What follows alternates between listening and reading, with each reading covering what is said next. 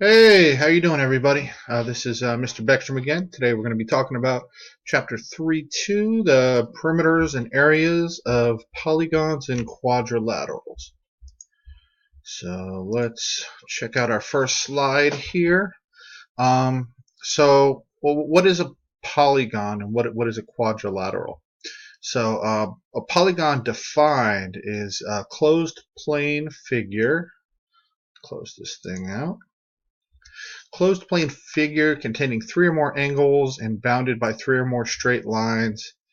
And that's a lot of fancy words for just a closed-in shape. It can be a triangle, it can be a rectangle, it can be an octagon, it can be this thing right here. Anything that has sides and is closed in is basically a polygon.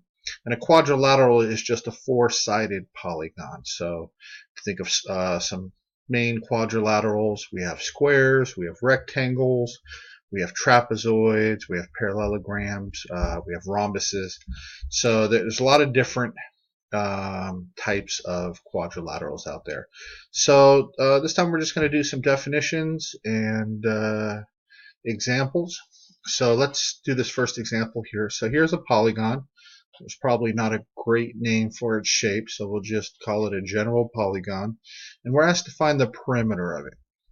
Well, looking at that, we should notice that we're missing two lengths. We're missing this length and we're missing that length. So we're going to have to find those before we can find the perimeter by adding up all the sides together. So let's call this side here A, and we'll call that side B. And it's pretty simple to find what those lengths are. If I know that this entire side is 5, I know that this side and this side A have to add up to be 5. So I can just look at the difference of the 5 and the 3 to get my A there. So 5 minus 3 is 2, so my A is going to be 2.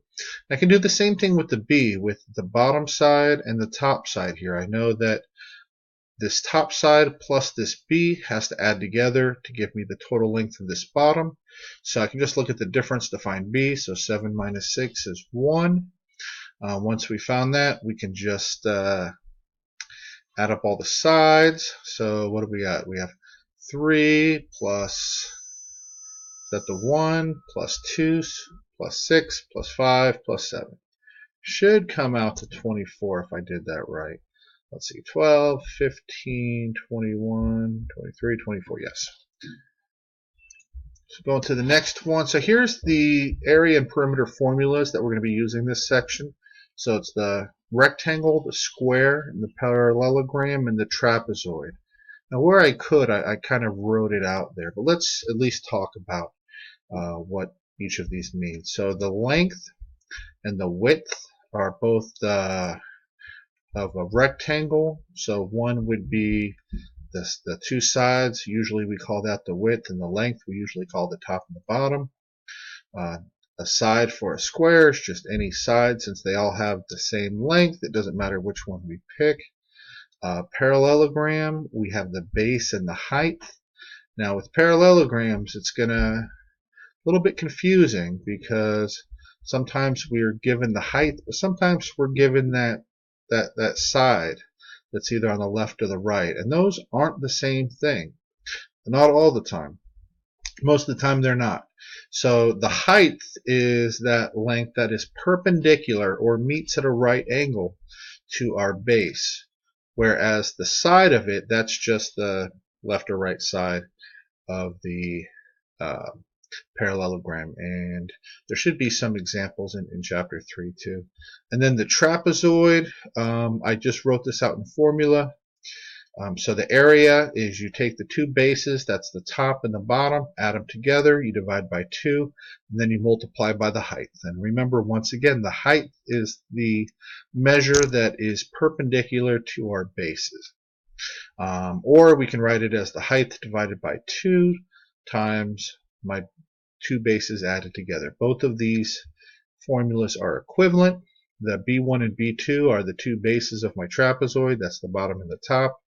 or the two sides that are parallel to each other. So if we see a trapezoid that's not with the base on the bottom, we know that the bases are the two sides that are parallel to each other. And the perimeter, we just add all four sides together.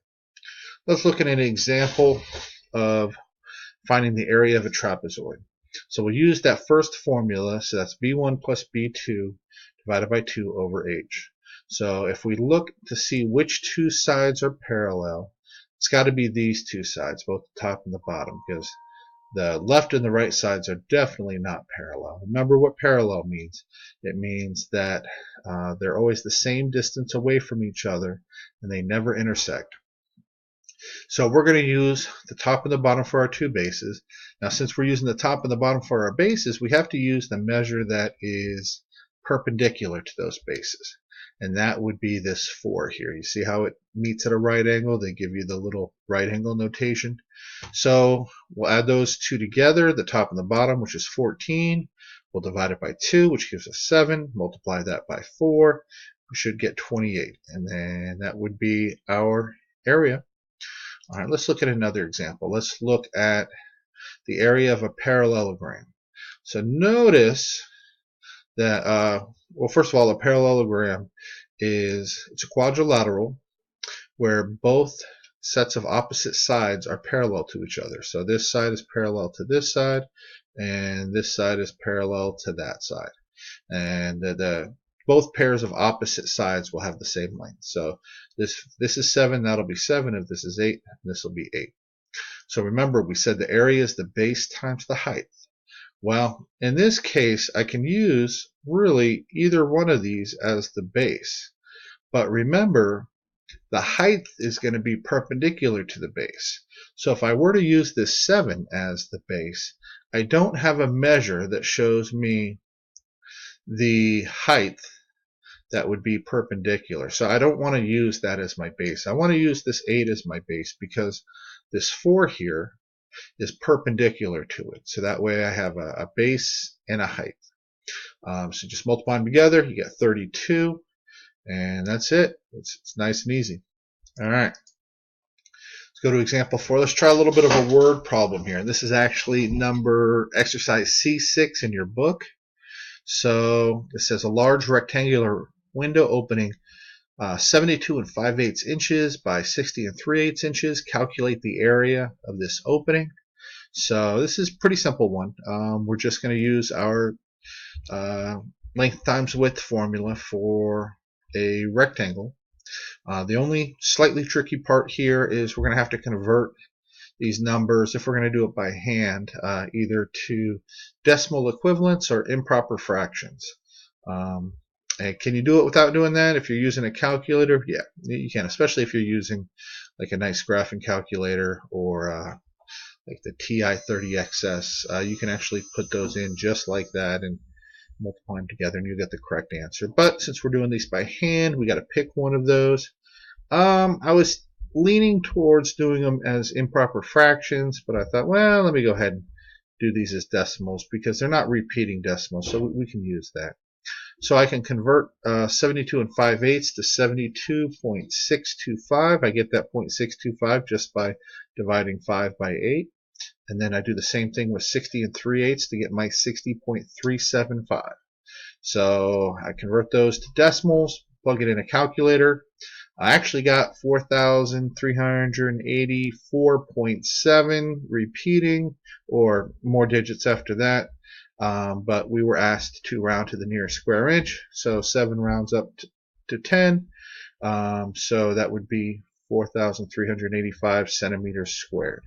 Remember, we have to multiply those 2 centimeters together as well, and that gives us a centimeter squared, which indicates we're talking about area. So even if I didn't keep track of my units while I was multiplying, I know since I found an area that it's always going to be a unit squared, in this case centimeters. And that's it.